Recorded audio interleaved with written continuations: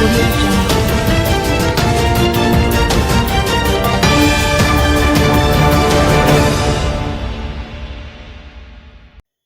60-year-old man killed by a tractor-trailer along Lake Spin Main Road.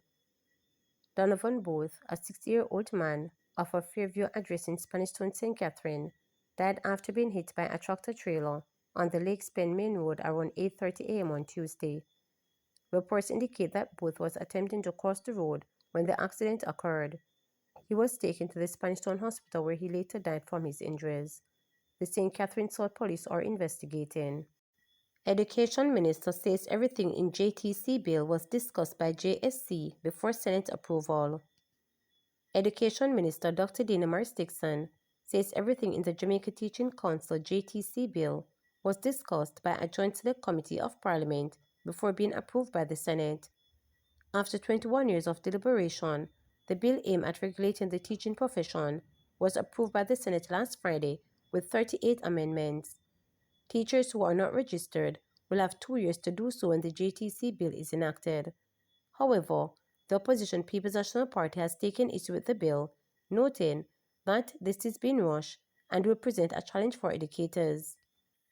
Responding to questions about the opposition's concern during the post-cabinet press briefing, Dr. Mark Dixon said prior to the Senate approval, there was widespread consultation on the bill. She stressed that opposition members were a part of those discussions.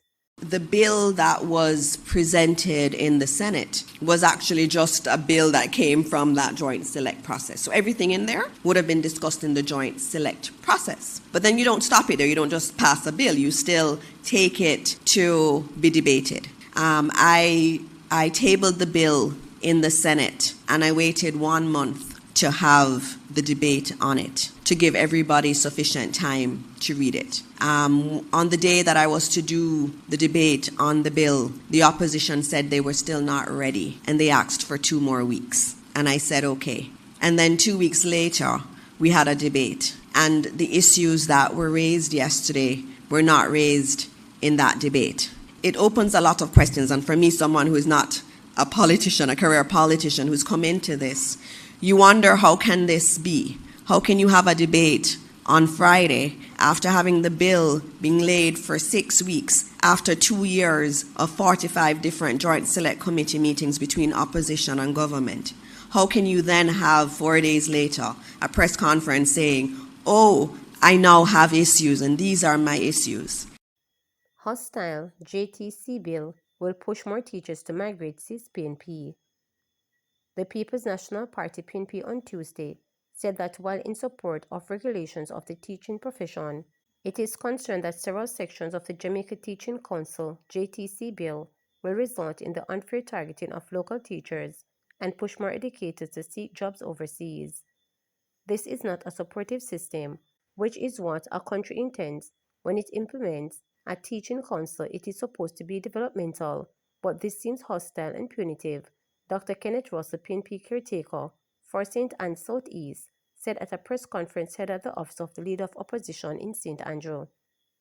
Russell was one of several educators in the PNP camp who shared concerns from the application process and professional development requirements to hefty fines and snap investigations, along with recommended fixes regarding the legislation which was approved by the Senate last Friday. The landmark legislation, which was piloted by Minister of Education Senator Dr. Dana Dixon, establishes the JTC as a statutory body which will regulate the sector and is a license to teachers. Caretaker for St. Catherine East Central Raymond Price said the sections outlining the legal process which teachers will be subject to violate natural justice as it did not provide legal aid and even protected accusers. There is no language in the bill that guarantees that the teacher will be informed of who made the complaint or when the complaint is made or allowed to respond before investigation begins. Teachers may be investigated without their knowledge, without knowing the source or the nature of the allegations, Price warned. He also urged that there was no provision for filtering over complaints and any complaint was enough to trigger an investigation. Citing what he indicated were draconian punishment, Price said penalties including suspension or revocation of license, public disclosure of disciplinary outcome, and fines of up to 1.5 million. We find that this is onerous. And of course, imprisonment for practicing without a license. The punishments are extreme, especially when there is no tiered approach to distinguish between a minor infraction or serious misconduct, he noted. Price also pointed out the risk of double jeopardy in which a teacher could be cleared of any accusation by a school board and still be prosecuted by the teaching council. He maintained that all of these issues must be fixed before the law could be satisfactorily passed. For her part, Romani Lewis, caretaker for St. Catherine Central, contended that using words like fit and proper and competent without effectively defining them in the legislation left the door open for bias and discrimination. This gives the Jamaica Teaching Council unchecked discretion. A teacher could be rejected or deregistered based on vague or personal interpretation of what fit and proper means. Teachers can be denied a license or face disciplinary actions without knowing what standards they are being held to, she noted. The PNP also took issue with the new application process, which indicates that teachers must be registered and licensed every 5 years, describing it as too bureaucratic. The double approval process will increase career risk. It requires the teachers to apply for registration and then apply for a separate license for teaching. If we plan to put our teachers through a lot of processes, then this might deter them, Dr. Andre Horton, economics lecturer and caretaker for St. James West Central, stated. Horn added that not only should these two processes be merged to easy access, the 5-year licensing period should be extended to 10. He also described the 3-month window for license renewal as unrealistic, maintaining that it should be pushed to at least 6 months. Han also called for the requirement for a police record to be produced, with each 5-year licensing period to be reduced to once, and only on reasonable suspicion. Of further concern to the PNP was the potential cost of continuous professional development or courses, which teachers will be mandated to participate in if they want their license renewed. Esther Miller Simpson said this could lead to increased costs for teachers and said aside from less renewal, there were no real benefits included in the bill for complying, making it onerous and expensive. Miller Simpson also pointed out that it would be disproportionately affected rural educators. There is no guarantee in the bill that continuous professional development programs will be affordable, freely provided, or accessible across Jamaica. The implication of this, of course, is that failure to comply, even for financial or access reasons, may result in the loss of license and loss of livelihood, Miller Simpson noted. She called for the bill to mandate that all required continuous professional development CPD courses be free or fully subsidized by public sector teachers, grant professional development credits for in-service accomplishments such as mentoring, create a national CPD portal accessible both online and offline, ensuring equity for rural teachers, and provide a 6-month grace period after license expires for completing CPD. Opposition spokesperson on education Damon Crawford meanwhile repeated concerns he expressed in the Senate that the bill included far too many punishments for teachers, while, according to him, absenteeism, transport, food insecurity, limited tools, and parental support were the main reason why the school system was crippling locally. He maintained that the teachers were not to be blamed for the reluctant low grades being seen locally and speculated that the bill was just being pushed through to meet election quotas.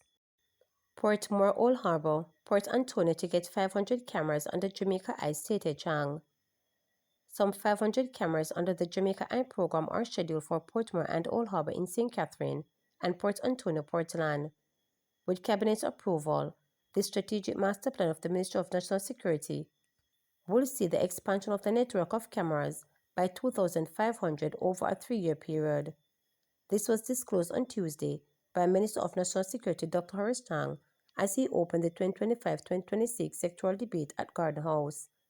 In the coming weeks, we will open a new monitoring center at the Olympic Gardens Police Station in St. Andrew, he shared.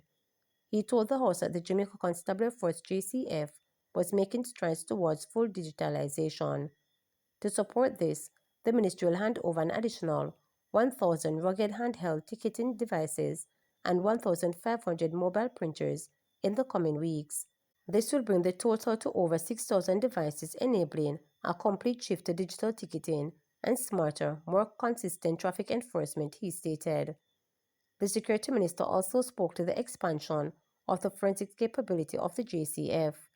He said the soon-to-be state-of-the-art forensics pathology autopsy thought will further enhance intelligence and evidence gathering through science and technology. He described it as one of the best in the world and the best in the Caribbean region. Mr. Chang noted that a key part of the transformation of the JCF is the development of the National Police College of Jamaica, NPCJ, in a true center of excellence.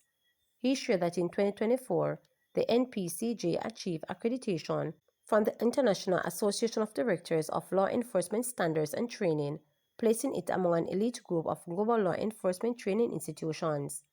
Additional accomplishments include program accreditation from the University Council of Jamaica, with more to follow, accredited training organization status for NCT VET for the Driver's Training Department, and a new partnership with local and international universities to broaden educational opportunities for officers. We will continue to invest in the human capital of the JCF by offering training that meets both local and international standards, Chang stressed. To subscribe, like, share, and click the notification bell for daily updates.